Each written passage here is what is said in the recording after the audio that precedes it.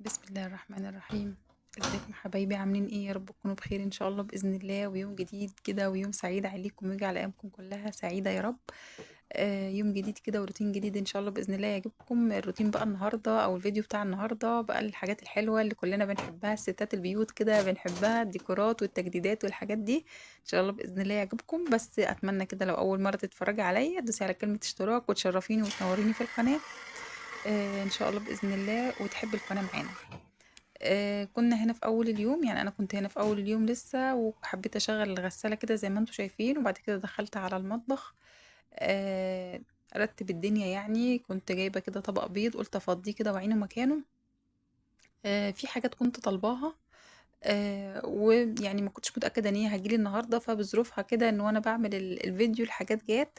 مشتريات بقى جديدة والحاجات اللي كلنا بنحبها وديكورات الخريف بقى. هو ان شاء الله بإذن الله انا هعمل النهاردة الديكورات بتاعة المطبخ. بتاعة الريسبشن بره لسه مش هعملها دلوقتي، هقول لكم ليه. المهم بس زي ما انتوا شايفين كده انا برتب كل حاجة برجعها مكانها. هنا التوستر كده برجعه مكانه. كان في كده كام كومنت حابة اجاوب بس عليهم. كان في حد بيسألني على الديب فريزر، بتقول لي هو كويس ولا ايه. انا الديب فريزر بتاعي الكترو ستار. هو بصراحة عندي بقاله اكتر من 10 سنين. هو الحمد لله الحمد لله، يعني عمر ما عطل ولا اي حاجة. ممكن تكون بس الماتيريال مثلا، انا قلت لكم حتى ان هو متجرح وانا ايه بدخل وبخرج الدرج كده. بس يعني دي تعتبر حاجة بسيطة، بس هو الحمد لله شغال كويس جدا. هي بتقولي انا محتارة بين شارب وبين الديب فريزر ده تقريبا يعني. هو الحمد لله، بس انا بتكلم من 10 سنين يعني. بصوا انا هنا بقول لكم ان انا هفطر، مش هاخد القهوه، يعني ما عملتش القهوه، مش هشربها على طول بعد الفطار عشان باخد ده دواء للانيميا، ريجلوبين، يعني عشان انا بس عندي انيميا زايده شويه، فقلت كده ايه اخد اي حاجه تكمل الحديد اللي ناقص عندي ده شويه. انا هنا هاخد الدواء، مش هشرب بقول لكم القهوه على طول، هستنى شويه عشان يعني مش عارفه، انا حاسه ما اعرفش انا صح ولا غلط، بس ما حبيتش اخد دواء واشرب بعديه قهوه على طول. بستنى حوالي نص ساعه كده وبعد كده ايه بعمل القهوه. وخرجت بره كده على الريسبشن بديله تلميعه سريعه. كانت ده تحفيظ يعني درس الدود ده بتاع القران كان بالليل يعني، فشلت بقى الحاجات اللي كانت محطوطه على السفره كده، وهلمع كل حاجة في السريع. فحبيبة قلبي اللي بتسألني على الديب فريزر، أنا بقولك أنا بتكلم ده من 10 سنين، وأنا عندي وجهة نظر يعني في الأجهزة الكهربائية دي هي بتبقى بخت وحظ. يعني بصراحة انتي بتروحي بنروح نجيب الحاجة على يعني اسم وماركة وناس كتيرة تشكر فيها، ويعني تطلعي بصي تلاقي فجأة كده ان هي الحاجة بصراحة طلعت اي كلام، بتبقى بقى غلطة من الشركة في يعني في اليوم دوت مش عارفة ايه هما بيقولوا لك كده حاجات. فبتبقى بظروفها، فيا رب كده ربنا يوفقك في حاجة كويسة. اهم حاجة ان انت تلاقي حاجة كويسة وتتوفقي فيها، وقولي يا رب، توكلي على الله كده وقولي يا رب. بعد كده بقى خدت الريسبشن كده تلميع سريع، انا لمعت الترابيزات.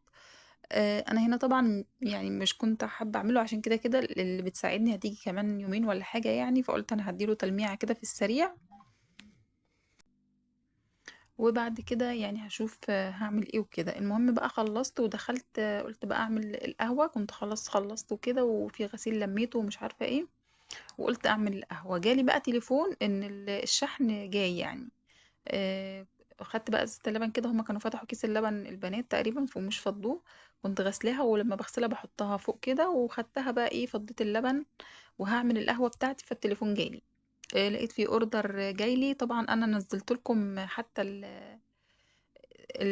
الاوردر ده شورتس كده، فيديو شورتس، عشان اللي ملحقش او اللي لسه ما جابش بقى ديكورات الخريف يجيب كده. بصي لو حاجه بسيطه جدا جدا، هي اولا بتفرحنا، ثانيا بتودي البيت في حته تانية. يعني انت لما بتجيبي اي كوشنز حاجه بسيطه كده، بتبص تلاقيها بتفرق معاكي.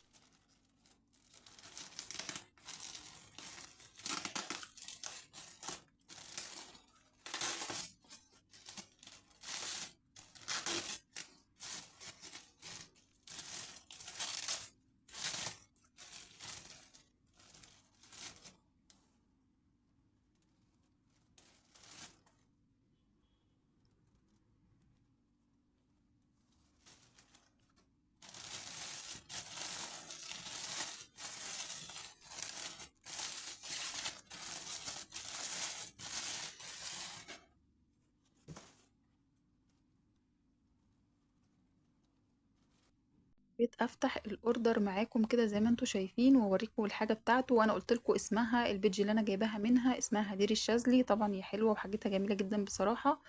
وادي الاسم ورقم التليفون. هي عشان كان في حد كتب لي كومنت في الفيديو الشورتس، هي لها صفحه على الفيسبوك عشان هي ما عندهاش انستجرام يعني. فسألتها قالت لي هو نفس الاسم، يعني هدير الشاذلي، بازار هدير الشاذلي، هتلاقوه برضو على الفيسبوك لو حد حابب يجيب. هي اسعارها كويسه جدا صراحه. كان في كمان متابعة جميلة اسمها أسماء أحمد، هي مشتركة جديدة، بتقولي أنا مشتركة جديدة وفرحانة إن هي دخلت القناة، معجبة بيها يعني، وبتقولي أنا بستفيد وكده. فهي بتسألني على محل يعني يكون بتاع كوشنز وحاجات من دي وألبان كمان، وتكون يعني إيه، يكون أنا يعني ضمناه، يعني شايفة إن هو كويس. طبعا انتوا كلكم بتكتبوا، يعني كتبتوا لي لما قلتوا عايزين تطوير في القناة وكده، الجولات والحاجات دي ان شاء الله بإذن الله انا هعمل لكم جولات. اولا بس هرد عليها الكوشنز والكلام ده. طبعا لو انت يعني في حد مش واثقه فيه اونلاين، ممكن بتنزلي الازهر او العتبه، الحتت دي طبعا الحاجات فيها حلوه جدا، وبعدين بتمسكي الحاجه بايدك وبتشوفي، يعني زي كفر الركن اللي جبته دوت، او الكوشنز دول طبعا كانوا من العتبه من اول الازهر كده يعني. اللينك ده كمان البنوتة دي هي بصراحة حاجتها حلوة جدا وبتعمل كوشنز وحاجات حلوة. فدي حاجة مبدئيا. بالنسبة للألبان، بالنسبة لنا احنا هنا في القاهرة، قليل بصراحة ما هيكون في مكان هقولك أنا واثقة فيه خالص إطلاقا. يعني أنا مثلا لو حد جاي لي من البلد، أنا بصراحة بطلب اللبن من البلد ده بقى، يعني بخليه إيه للحاجات الخاصة، بصراحة بيبقى لبن لبن بجد. لكن هنا أنا بضطر إن أنا أجيب من السوبر ماركت، أي سوبر ماركت، أي هايبر جنبي بجيب منه خلاص يعني بصراحة. يعني أنا قصدي في الأرياف إنك أنت لما بتجيبي من حد، بتجيبي من حد أنت بتبقي عارفاه وواثقة فيه. المهم هنا بقى انا خرجت بقى شربت القهوه جنب اليقطينات الجميله اللي انا بقى لسه جايباها ديت، قلت اقعد اشرب كده جنبيها القهوه. وبعد كده بقى الاوردر التاني برضو لقيته جاي، هما الاتنين سبحان الله جايين في نفس اليوم. كنت برضو ده انا طالباه، كده كده انا عايزاه بصراحه ده. وقلت كمان هينفعني في ديكورات الخريف اللي احنا هنعملها في الكوفي كورنر.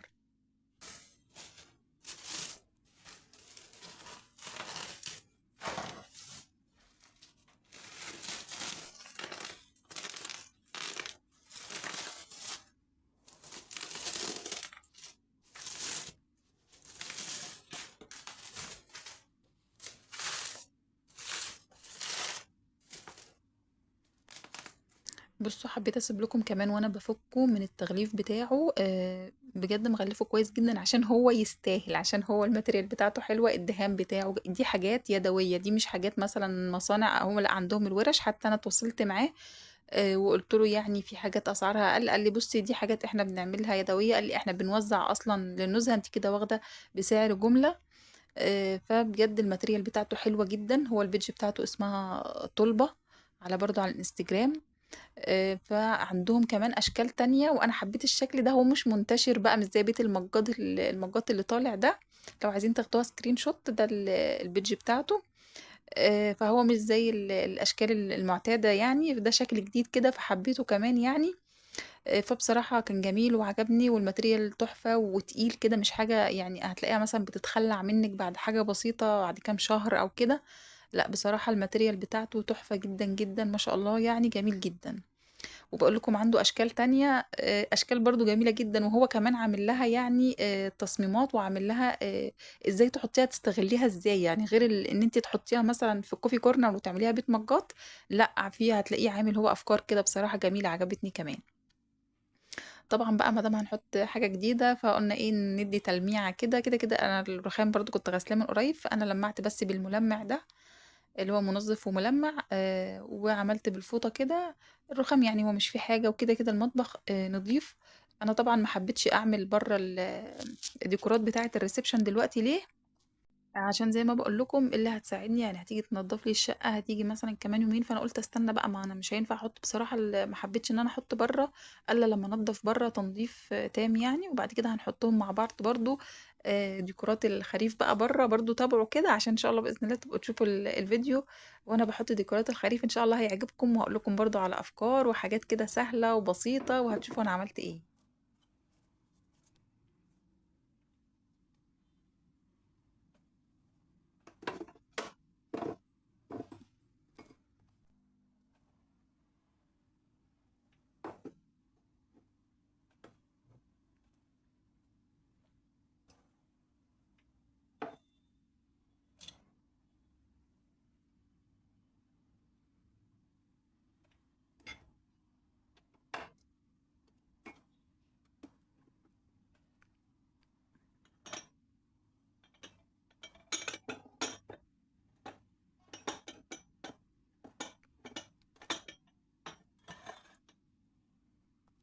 بصوا بقى، اولا عايزه اقول لكم على برضو افكار كده بسيطه جدا ممكن تعمليها بحاجه بسيطه جدا جدا. اولا البرواز المحطوط دوت انا طبعته في السايبر عادي. بتجيبي اي صوره من على بنترست وبتطبعيها وبتحطيها في اي برواز عندك. المشروم دي برضو هو كان غطا احمر، غطا برطمان احمر كده، وانا جبته حطيت عليه اللي هي الحاجات الدوائر البيضه دي، وعملته كده في الكوبايه لزقته فيها.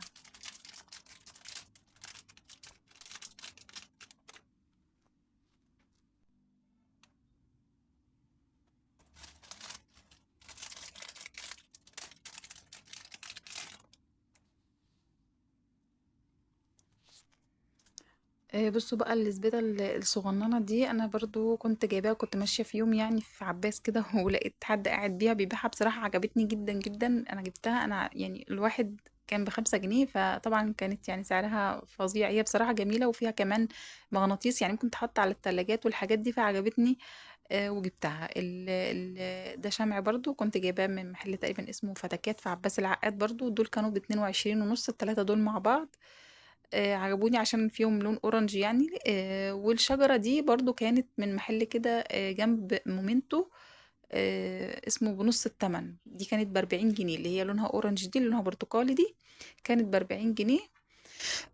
اليقطينة اللي انا حطيتها 3 فوق بعض دي احنا اللي عاملينها، يعني انا اللي عاملاها بالفوم الصلصال بتاع دود ده يعني. والمج برضو اللي هو دوت اللي هو عليه بنت كده لابسة كوت شتوي دوت عجبني. يعني هو لونه مش برتقالي، بس انا قلت ايه يعني هو اولا هيكسر اللون شوية وفي نفس الوقت تحسوه شتوي كده، يعني لايق برضو على الخريف والشتاء، فحبيت اجيبه بصراحة.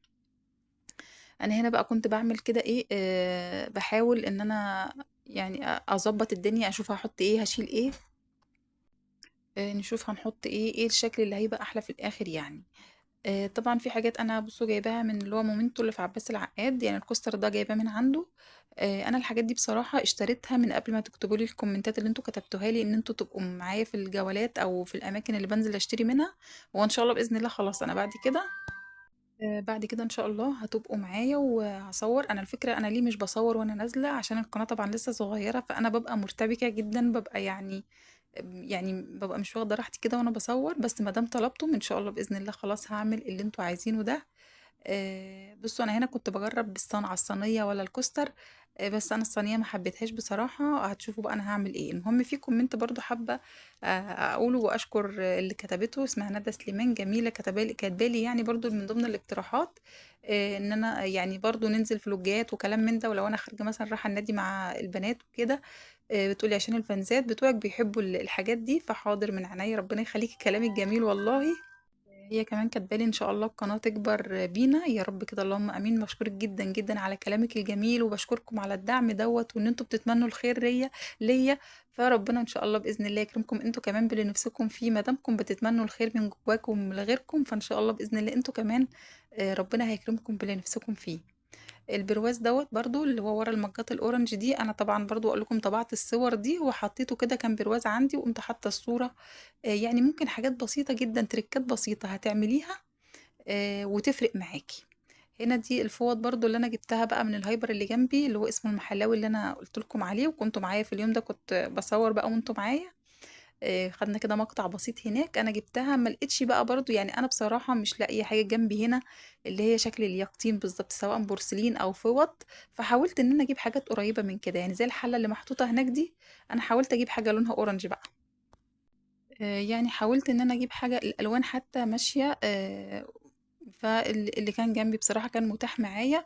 والفوطة دي برضو عجبتني عشان فيها لون البرتقالي. وإن شاء الله بإذن الله يعني عارفين انتوا بقى لو كل سنة بنجيب حاجة، كل موسم مثلا بنجيب حاجة.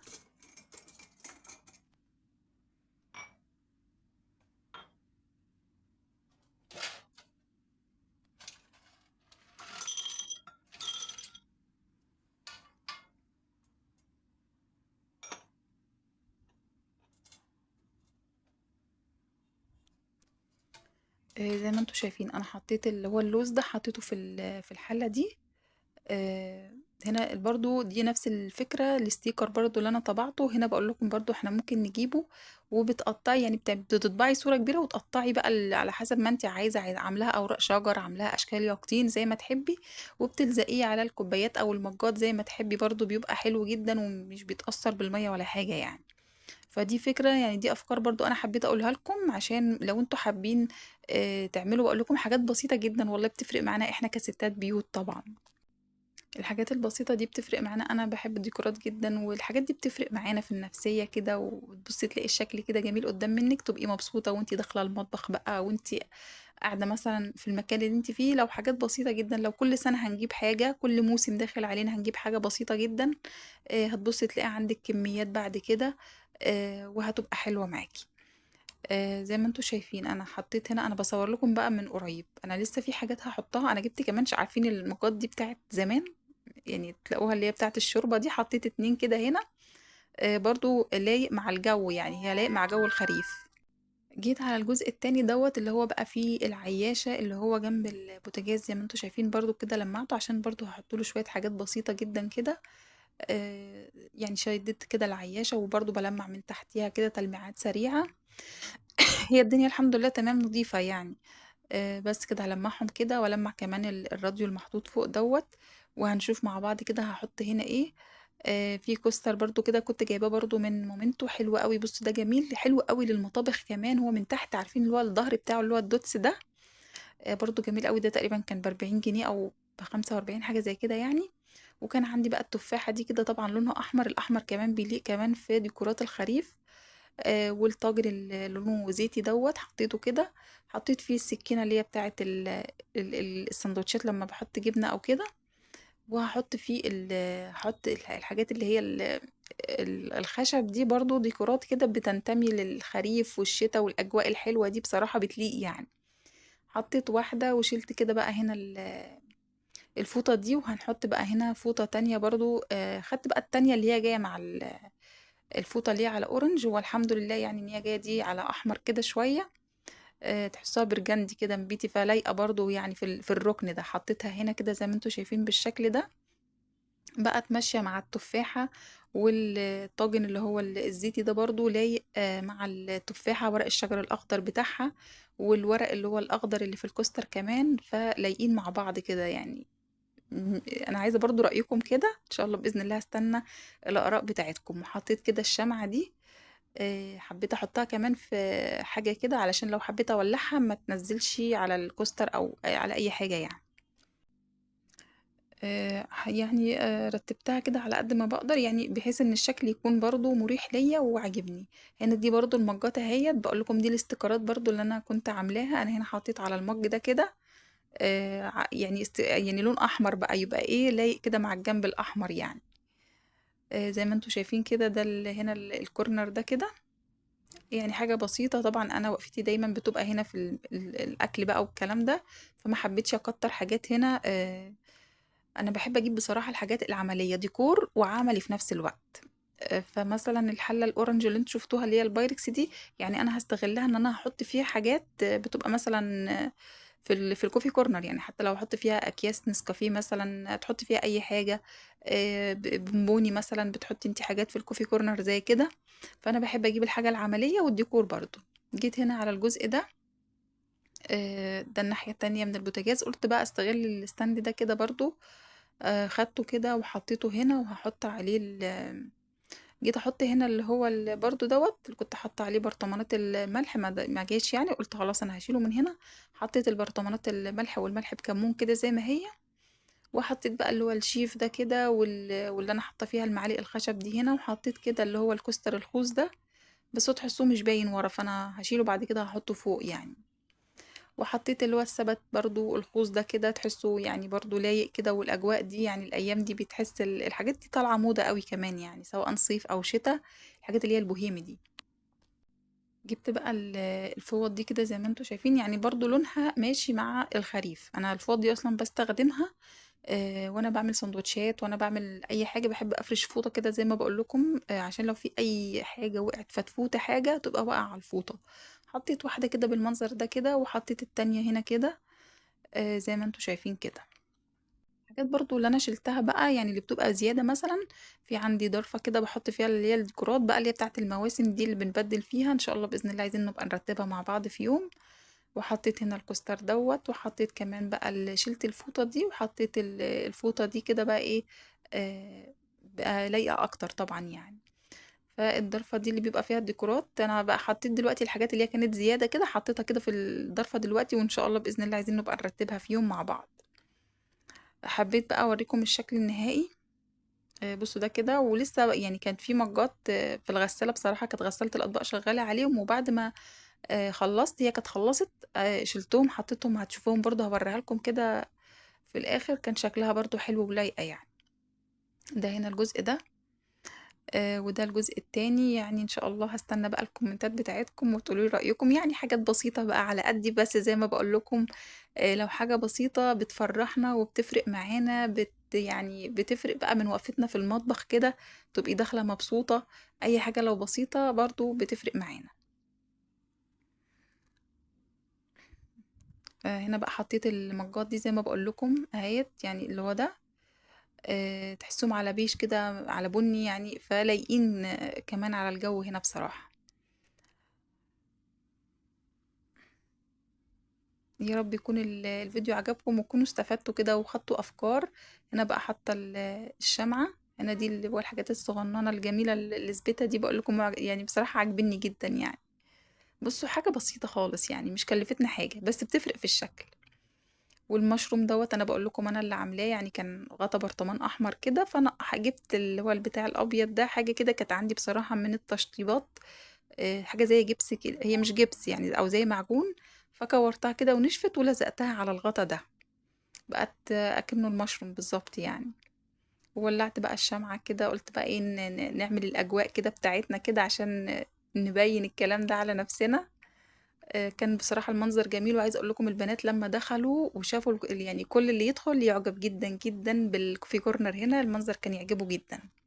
عايزة اقول لكم الشمع كمان لما ولعتها، اللي هي الشمعة البيضة دي، يعني كانت ساحت كده شوية، قمت حاطة عليها كده شوية فانيليا، هو له ملوش ريحة قوي بصراحة، فحطيت الفانيليا اللي هي البودر العادية، طلعت برضو ريحة حلوة كده يعني. فعايزة ابقى اجيب زيوت عطرية، ولما اسيح الشمع او يعني اكون مولعة فيه كده بيسيح شوية، اقوم حاطاله زيت عطري هيعمل ريحة حلوة. قلت بقى بما اننا عاملين كوفي كورنر بقى، يعني نشرب حاجة بقى، عملت كده شوية نسكافيه كده برغوة، وقلت بقى اشرب حاجة كده يعني، احتفالا بالكوفي كورنر الجديد. وخدت بقى مج كده من المجات دي، عملت كده شوية نسكافيه بقى برغوة زي ما بقول لكم كده. وعشان بقى خلاص كده كنت هقعد بقى اخد البريك بتاعي. ان شاء الله باذن الله بقى استنوا الفيديو الجاي، هيكون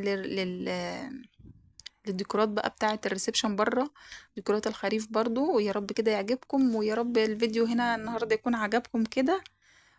وقولوا لي رأيكم في ذوقي، يعني انا برضو هستنى رأيكم كده في ذوقي يعني.